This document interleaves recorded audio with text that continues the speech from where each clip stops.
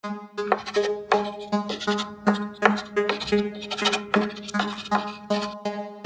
tal amigos? ¿Cómo están? Qué gusto saludarlos. De verdad, un placer. Ya estamos aquí nuevamente en La Pelota está en el fondo, su canal de YouTube. Hoy con una plática que a mí tenía mucho tiempo deseándola, una charla con alguien que ha vivido el fútbol y que lo conoce desde sus profundidades. Y pocas personas en la actualidad tienen lo que este hombre con el cual vamos a platicar. Déjenles digo, futbolista, triunfador, salió de Argentina para triunfar también fuera de su país. Jugó contra Alfredo Di Stéfano, jugó contra los mejores de todos los tiempos. Ha visto jugar, ¿qué les digo de Stéfano? O sea, Di Stéfano, Pelé, Maradona, Messi, a todos los ha visto jugar, a todos. Y con algunos compartió la cancha.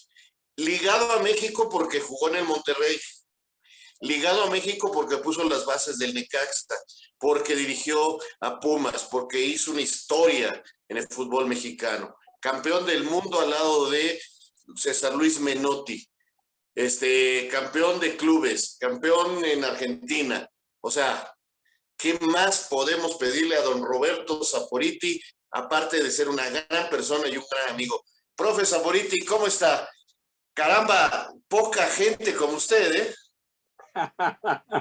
Gracias, Raúl. Una alegría después de tanto tiempo poder charlar con usted, que no somos amigos, pero sí hicimos una relación muy linda.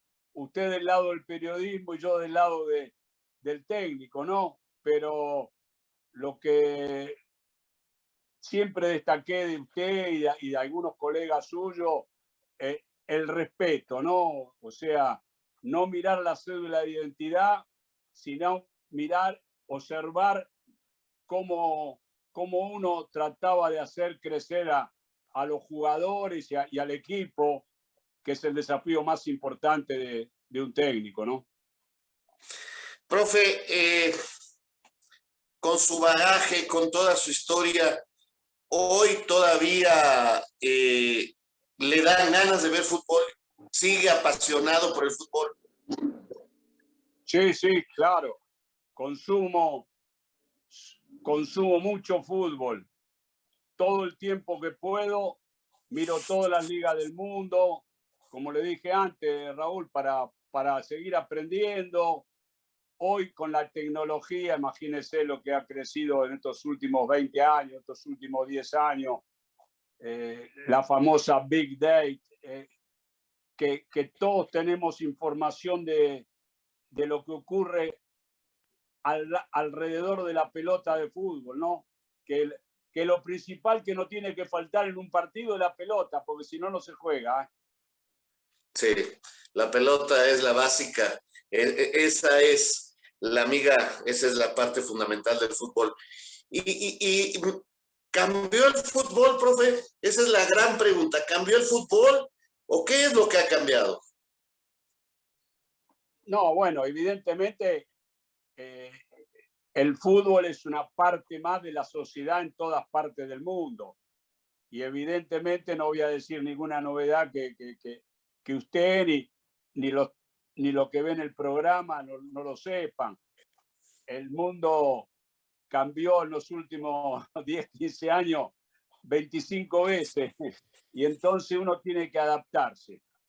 El fútbol, lógicamente, ahora con todas las tecnologías, que todo lo que sea para ayudar a crecer individualmente al jugador, al técnico y al equipo, bienvenido sea. Yo no me niego al dron, no me niego a la neurociencia, a toda la tecnología, pero bueno, tengo una idea, ¿no? Es una opinión más de tantas que usted escucha. Sigue siendo para mí, hasta que me demuestren lo contrario, lo más importante son los entrenamientos. Aquella vieja frase, los equipos juegan como entrenan, porque si no, no hay de ninguna forma. Yo, muy brevemente, cuando estaba en Europa, fue el nacimiento del Ajax, cuando yo jugaba en Europa. Yo jugué en Portugal, Francia y Bélgica, ¿no? Y bueno, en los tiempos de Eusebio.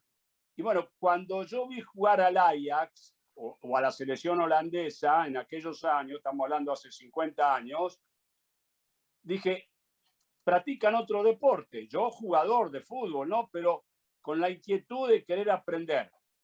Bueno, para hacer muy corto el cuento, después de Portugal fuimos con Liliana, con mi mujer, a vivir a Francia.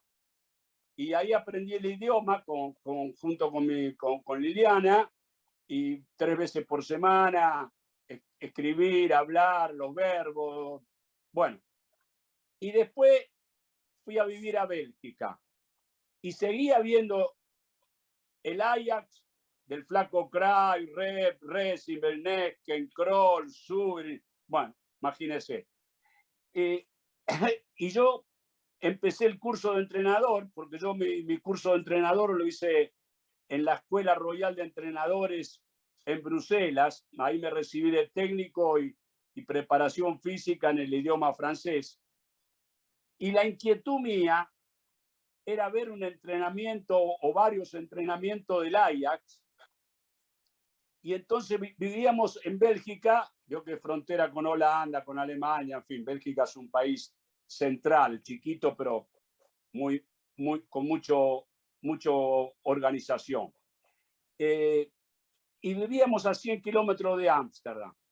Y entonces yo estaba haciendo el curso y estaba terminando mi carrera de jugador a los 35 años.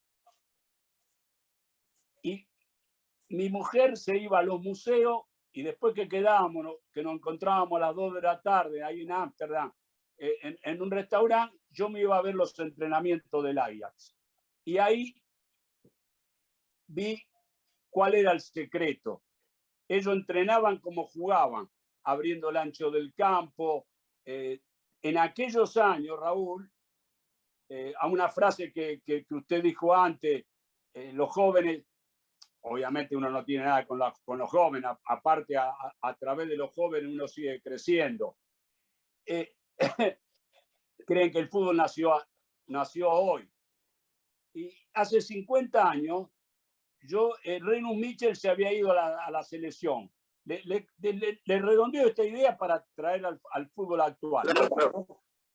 Y Renus Michel se había ido a la selección y había entrado Stefan Kovacs, el rumano. Y el Ajax arrasaba en Europa, un equipo maravilloso. Y bueno, la primera vez que yo lo vi, en el año 1969, cuando yo jugaba en Belenenses, en Lisboa, Portugal. Y fue contra el Benfica en el Estadio de la Luz, aquel famoso equipo de Eusebio y la base de la selección. No podían jugar jugadores extranjeros, como el Guadalajara. No podían jugar extranjeros, solamente portugueses. Bueno, más allá de anecdótico, entre comillas, ganó el Ajax 3-0 por la Copa de Europa. Y yo fui al estadio. Yo jugador de fútbol todavía. Y la verdad, lo que le dije antes, esta gente, yo jugando, digo, esta gente juega otro deporte. Y bueno, resumiendo el cuento, la anécdota, fui a ver los entrenamientos. Y entra todo el plantel del Ajax, cada uno con su pelota. Había 10 personas en el entrenamiento, entre las cuales yo, con la cartulina de mi segundo año del curso de entrenadores, podía entrar. Y cada uno con su pelota. Hicieron una introducción de 20-25 minutos a 1 o 2 toques, pase largo, recepción, juego de cabeza, dominio de la técnica, elongación. Y después entró Stefan Kovacs con su equipo técnico y armaron 3 canchas de terreno reducido.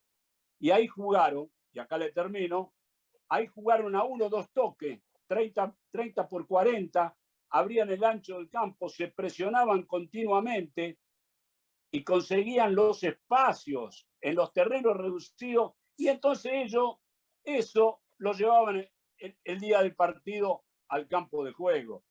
Se adelantaron 50 años al tiempo. Por eso digo, es una opinión, el 70% del éxito de los equipos, sea cual sea la calidad de los jugadores que son los que juegan, evidentemente, y la idea importante que yo le adjudico, no por ser técnico, sino que la cabeza de afuera del campo de juego sepa organizar la semana, tenga la personalidad, ser creativo, tener conocimientos y poder transmitirlo, y lo fundamental, manejar los egos del vestuario. Eso no se lo da ninguna tecnología, Raúl, por lo menos mi experiencia. No, es una realidad, es una realidad. A mí hay algo que me preocupa. Escucho esto, me emociona porque lo traslado a lo que he vivido desde joven en los diferentes campos de entrenamiento. Y esa es una frase que siempre tengo. Los equipos juegan como entrenan. Y es una realidad. Uno ve entrenar mal un equipo, no va a jugar bien. Ahora ya vemos los periodistas menos entrenamientos. Y los periodistas estamos ya muy hechos a la tecnología y a análisis con videos y tal, que yo no sé si al futbolista le agraden en la actualidad, porque yo creo que el futbolista, don Roberto, lo que quiere es entrenar y tener la pelota, divertirse. El día que un futbolista se deja de divertir, deja de jugar, me parece. Y fíjese cómo cambiaron los tiempos, que voy a la pregunta fundamental suya, cómo cambió el fútbol, ¿no? O algo así fue la pregunta. Sí.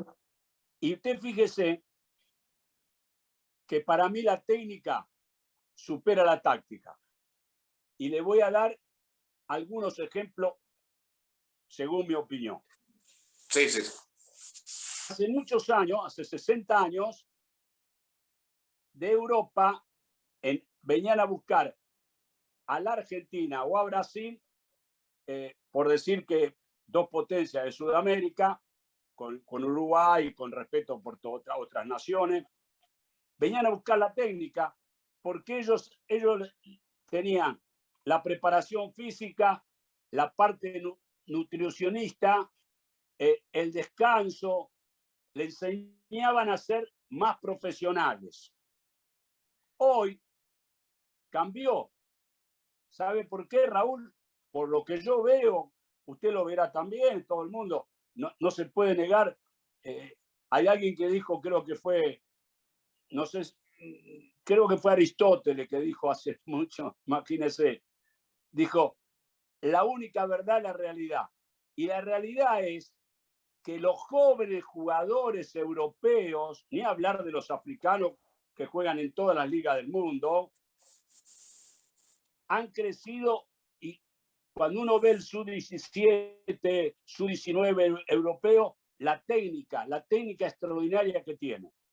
Y le resumo, si usted ve el Bayern Múnich, vamos a hablar de la actualidad, usted ve el Bayern Múnich, físico grande, Lewandowski, por ejemplo, goleador, pero goleador que maneja los espacios reducidos, el polaco, por la gran técnica que tiene, mete pase entre líneas.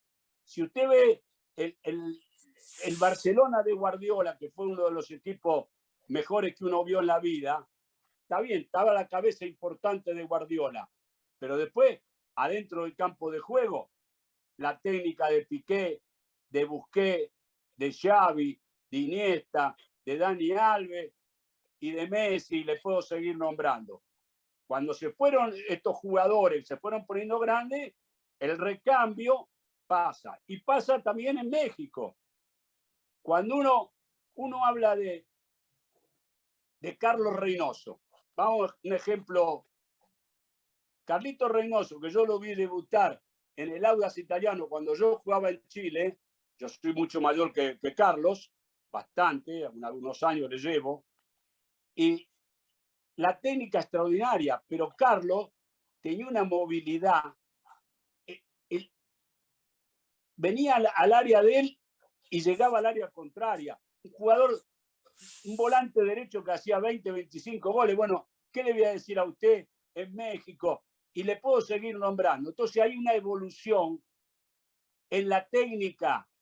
Esto lo tenemos que entender, por lo menos acepto cualquier debate, pero a partir de la técnica, los equipos en el mundo, el dron, la tecnología, la Big Data, la información que tienen ustedes los periodistas, los técnicos, pero a partir de la técnica se consiguen los espacios en el fútbol y hay que saber reducir los espacios porque la pelota es una sola, o la tiene usted o la tengo yo.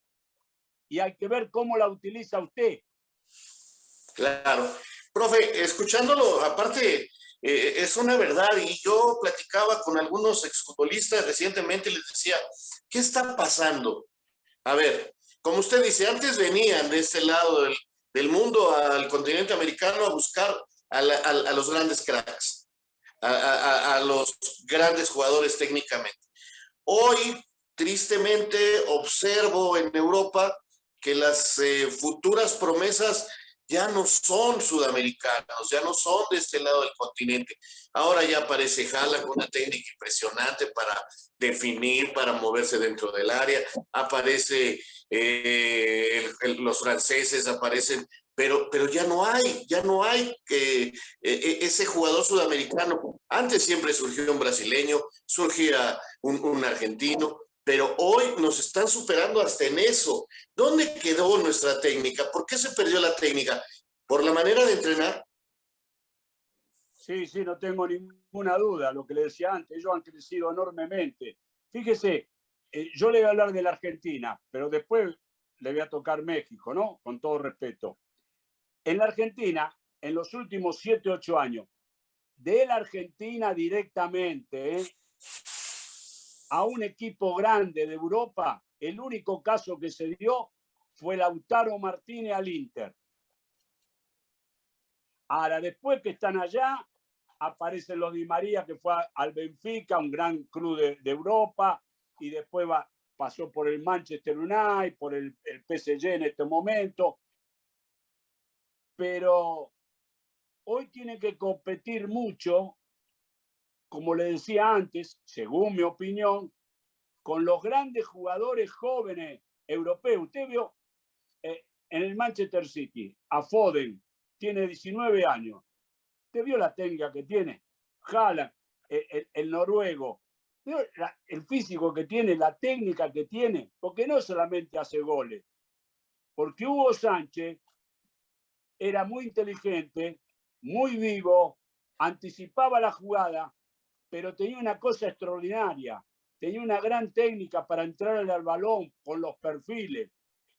En México, hace muchos años, 30 años, con todo respeto lo digo, nadie tiene la verdad, le hablaban del físico de los jugadores europeos y de aquello, y se olvidaban de la idiosincrasia del jugador mexicano. Y el jugador mexicano es hábil, tiene muy buena técnica, es resistente, y yo veo que las selecciones en los últimos mundiales han crecido enormemente México. Está bien, siempre, imagínense, hay un país que yo quiero y mi familia agradecido porque vivimos 12 años mi carrera de técnico en México, maravilloso, cómo recibieron a mis hijas en la escuela, los amigos que tenemos con familias amigas que tenemos con Liliana. Pero no le daban importancia al jugador mexicano.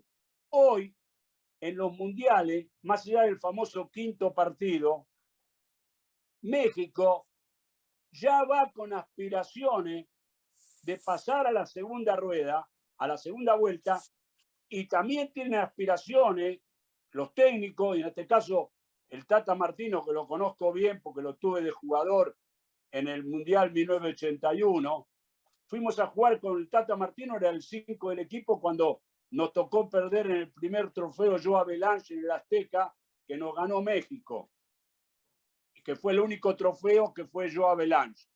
Bueno, excelente persona el Tata Martino, muy respetuoso, se adaptó muy bien a la idiosincrasia de México, respeta las costumbres del país y le va a agregar inteligencia al equipo, y México ha crecido a través de la gran técnica de los jugadores mexicanos,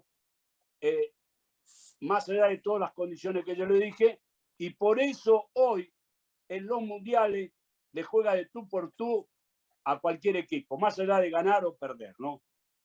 Sí, estoy de acuerdo, pero a mí me preocupa que en México últimamente nos preocupamos más por tener jugadores de, como dicen, de área a área, tipos preparados físicamente muy fuertes, y surgen, sí surgen, ahora tenemos Córdoba, en Europa tenemos 2 o 3 que de muy buena técnica, pero hoy parece ser que en fuerzas básicas, no sé, en Argentina, he platicado con algunos formadores, como con Gustavo Echaniz, allá en Argentina, que está en Bahía Blanca, como que le dan más importancia a lo físico y al resultado inmediato de fuerzas básicas. Acá estamos muy preocupados porque los equipos ganen la sub-17, la sub-20, esos torneos que antes eran como el torneo de reservas. Como que siento que estamos más preocupados porque el jugador pueda resistir los 90 minutos físicamente a un gran nivel que por la técnica individual. A mí en lo particular eso me preocupa. Bueno, a donde existe ese problema, en los clubes o en la selección, la responsabilidad mayor es de los que dirigen. En este caso, si a mí me tocara ser un manager, como me tocó ser acá en la Guay Urquiza, un equipo de tercera división, lo principal que uno busca, cómo es el crecimiento del jugador, lo que le dije antes, respetar la idiosincrasia. Si ese mensaje es el que está entrando en México, no van por buen camino, porque lo que yo he visto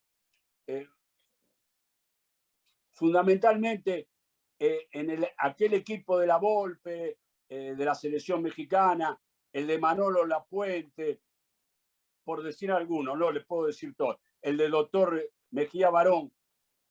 Si usted ve esos equipos mexicanos, por supuesto que los vio, todos los jugadores tenían una técnica muy elevada. Y después sí, le agregan la condición física, todo lo que usted acaba de nombrar. Ahora, si ponen lo físico antes que la técnica, se van a chocar con la pelota. Esto es verdad absoluta. Por ejemplo, sucede acá en México, con esto de la tecnología. Hay estadísticas de todo, hay estadísticas de todo. Un poquito en broma le puedo decir que hasta cuántas veces respiran y cuántas veces voltean dentro de la cancha un futbolista. Y entonces me aparecen en todos los diarios, bueno, ahora en el internet, que fulanito de tal, el medio de contención, 100% de efectividad, al dar 80 pases, 80 completos, y me llama la atención porque los enaltecen mucho y no me hablan de uno que a lo mejor dio 3 pases buenos y falló 5, pero esos 3 pases eran importantes, eran al espacio, eran filtraciones, jugadas importantes. Entiendo perfectamente. No, las estadísticas sí, como usted me las comenta, no quiero ofender a nadie, no sirven para nada. Eso que la entrego, gano la pelota y se la entrego a un compañero a 2 metros, y a la otra vez recibo de nuevo la pelota y se la entrego, no conduce a nada. Porque si usted se fija, uno analiza 3 centrodelanteros en el mundo, en Europa. Benzema. ¿Usted vio los goles que hace Benzema? ¿Usted vio los pases gol? ¿Cómo desborda por derecha? ¿Cómo desborda por izquierda? ¿Cómo viene a jugar en conjunto con los volantes, con Kroos, con Modric? Entonces, y lo mismo Lewandowski. Entonces, no es casualidad, por lo menos yo estoy defendiendo mi opinión, que no es la verdad, pero es una opinión más. No. La técnica domina el fútbol y cualquier deporte. Porque después lo demás, claro que hay que entrenar, claro que hay que que la parte de alimentación es fundamental. Hoy en día en México, el atleta, en líneas generales, se alimenta mucho mejor por todas las informaciones que tiene del mundo y de los profesionales que están con ellos, se alimenta mucho mejor que hace 30 años, Raúl. Sí, se ha cambiado. Déjeme terminar con una cosa. Preguntas para tema. terminar. Para ser veloz, un equipo, entre comillas, tiene que tener pausa, ¿eh? Porque velocidad más velocidad se cuelga de la tribuna, choca todo el partido, ¿eh? Por eso le digo las pausas, y después agrego velocidad, después meto pausa. Sin pausa no hay fútbol, ¿eh? Es totalmente de acuerdo. Y no sé cómo llamarle, sin esa chispa que tiene el jugador latino, creo que tampoco puede haber muchas cosas, porque hemos perdido los gambeteros, profe, hemos perdido esos jugadores que podían sacarse 1, 2 o 3 jugadores con facilidad y que encontraban los espacios y la claridad para los equipos. Hoy veo pocos gambeteros. Me llama mucho la atención y con todo respeto para Argentina, leía yo el diario Le recientemente y decían que ya no hay uno como la Pulga, este muchacho de 36 años y que a lo mejor quería ir a Boca.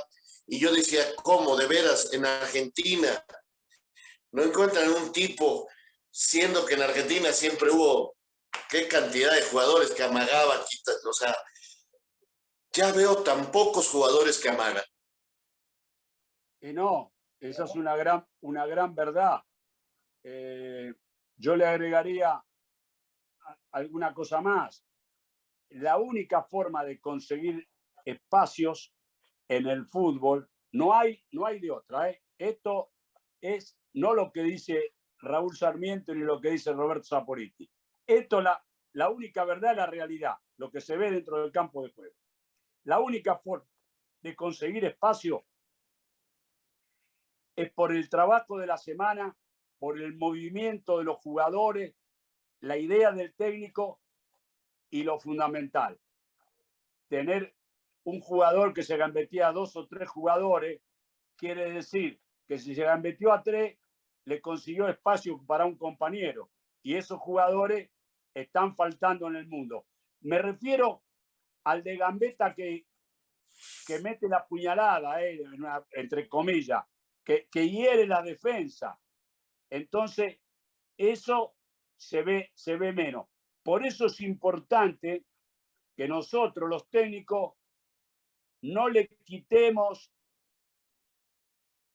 libertad a los jugadores. No le cortemos eso porque le estamos haciendo un daño. Cuando uno tiene un jugador de esa característica, hay que incorporarlo a que la utilice colectivamente, sin quitarle la individualidad. Qué importante, qué importante. Tengo que preguntárselo. A mí no me gustan las comparaciones. Entiendo que las épocas son muy distintas, que eran otros tiempos, pero usted los vio a todos. Los vio a todos. ¿Quién fue el mejor? O en su opinión. Es dificilísimo. O sea, porque yo digo, a Di Stéfano no lo vi, pero Eusebio inclusive en el 66 me tocó verlo. A Pelé lo vi en el Mundial 70, Maradona, ustedes en el Mundial del 78 tuvieron un equipo extraordinario, pero ¿quién? Dígame para usted, futbolísticamente, ¿quién lo llenó más? Bueno, hay una escala, ¿no? Ahí lo perdí, Raúl, no sé. Lo perdí No. a usted. Yo lo tengo. Ah, bueno. Esto como si usted y yo camináramos por Insurgente, ahí en la Colonia del Valle, y vamos caminando por Insurgente a comer algo a un restaurante, y de pronto, educadamente, vemos venir 5 chamacas. Y usted me dice a mí, Roberto, ¿con quién se queda? y yo le digo con las 5.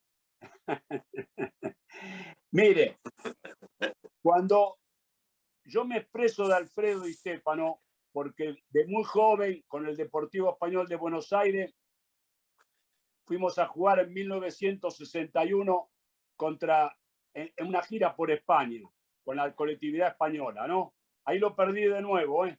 Bueno, y me tocó enfrentar al Atlético Bilbao, al Español de Barcelona, y el último partido contra el Real Madrid.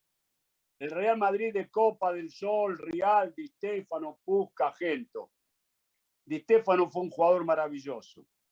Tenía velocidad, pausa, técnica, tenía gol y lo fundamental, manejaba ese equipo de grandes jugadores, Raúl. Entonces, después apareció Pelé, un extraterrestre que bajó a la tierra y dijo, voy a jugar al fútbol. Ya creíamos que se había acabado y apareció el flaco Cruyff. El flaco Cruyff inventó el fútbol moderno y lo inventó también como entrenador, ¿eh? O sea, como se juega ahora, el flaco Cruyff jugaba hace 50 años. Y después creíamos que no aparecía y apareció un jugador increíble, irrepetible, que es Diego Maradona. Y después vienen los tiempos modernos y aparece Messi. Messi es una cosa extraordinaria, Raúl. Llevó la PlayStation al campo de juego. Más claro imposible. Más claro imposible. La verdad que una delicia, profe. Qué gusto. Perdón, Raúl. Lógicamente, después están los Beckenbauer, los Hugo Sánchez, los Zidane, los Pasarela, los Zico, y bueno, podemos hablar toda la tarde y podemos nombrar usted 200 jugadores y yo 200. Pero pongo un escalón ahí arriba. ¿Saben cuál es el desafío? ¿Quién se va a subir a esa escalera? Ese es el tema. ¿Quién sabe si nos toque verlo? ¿Quién sabe, la verdad? Porque sí, no está fácil. Profe, agradecerle profundamente esta charla, ha sido una delicia, reafirmar ideas, agradecerle públicamente, porque creo que es importante hacerlo, que de las personas que cuando Raúl Sarmiento se formaba en la televisión y en los periódicos, le permitieron a algunos técnicos conocer un poquito más la intimidad de un vestidor, de aprender a ver entrenamientos, de ver cómo manejaba usted a gente como Basay, como Beto García Aspe, gente de carácter, gente que, y a jóvenes que llegaban, que empezaban a funcionar, los Peláez, qué sé yo, tanto futbolista. Aguinaga, Ambriz. Aguinaga, Ambriz, el cuchillo Herrera. El cuchillo. A ver, o sea, tener en un plantel al cuchillo Herrera y a Beto García Aspe, hay que saber manejar un vestidor, ¿eh? Porque... un vestidor de mucha personalidad. Había que tirarle la idea y ellos lo desarrollaban todo del campo de juego. Es muy inteligente. Fíjese, para terminar, que me ha tocado vivir eso con Aguinaga y los 3 jugadores extranjeros, Ivo Basay, que es un goleador extraordinario, con Peláez. Pero yo tuve una experiencia extraordinaria en varios clubes de México. Imagínense que a mí me tocó dirigir a Emilio Butragueño en Celaya, a claro. Martín Vázquez. Bueno, me tocó con Pumas, por ahí la gente se le pasa esto. Llegué a la semifinal de la liguilla, aquella famosa liguilla que perdimos con el Guadalajara, le ganamos en casa y perdimos allá 1-0, en fin, ya a toro pasado no se le mira las pisadas. Pero, ¿sabe una cosa, Raúl? El 90% de la planilla del año, porque me habían suspendido, teníamos 3 extranjeros, me habían suspendido a Sermatén un año, al tercer partido con Guadalajara en el CU. El cabezazo. Jugó Pumas, que fue la última gran camada, digamos, en su globalidad, fíjese que el 80-90% de la planilla de los 16 jugadores eran mexicanos y eran de las fuerzas básicas del Puma. Y eso a mí me llenó de orgullo, porque ahí uno le tiró una idea de jugar en todos los campos de México de igual manera, buscar el partido, primero ser un equipo organizado y después buscar todas las posibilidades y variaciones ofensivas que podíamos. Entonces eso fue una gran experiencia. He tenido mucha suerte de encontrar en Colombia, en México, en Argentina, como entrenador, encontrar grandes jugadores. Y uno humildemente trató de desarrollar esa materia prima, ¿no? La última, ahora sí, le prometo. Bueno, el agradecimiento profundo porque podía yo platicar con usted y me explicaba y me decía y fue maravilloso. Yo tenía algunas ideas que me había dado el profesor Ricardo de León cuando estuvo en Veracruz y estuve yo un ratito ahí con él como jugador hasta donde llegué. Gente que me enseñó, Carlos Reynoso, que a la fecha sigue siendo una persona con la cual viviré eternamente agradecido, el Gallo Jauregui, tantos personajes. Pero se lo quería decir públicamente porque usted me permitió conocer esa intimidad de un equipo como es el Necaxa, que fue histórico, finalmente. Una última, ¿su mejor equipo, Argentinos Juniors? Y sí, porque llegó a lo máximo, ganó todo, perdió aquella final por penales con la Juventus en Japón, que todavía hoy dicen el periodismo mundial que fue la última gran final de un equipo europeo con un equipo sudamericano, porque en las apuestas ganaba 9-1 la Juventus, pero la Juventus era la base de la selección italiana, más Platini, Boniek, había un sueco, creo, o Larsson, no me recuerdo bien, algo así. Pero ese Argentino Junior jugaba con espíritu de grandeza, que humildemente es lo que uno ha tratado de inculcarle a todos los equipos.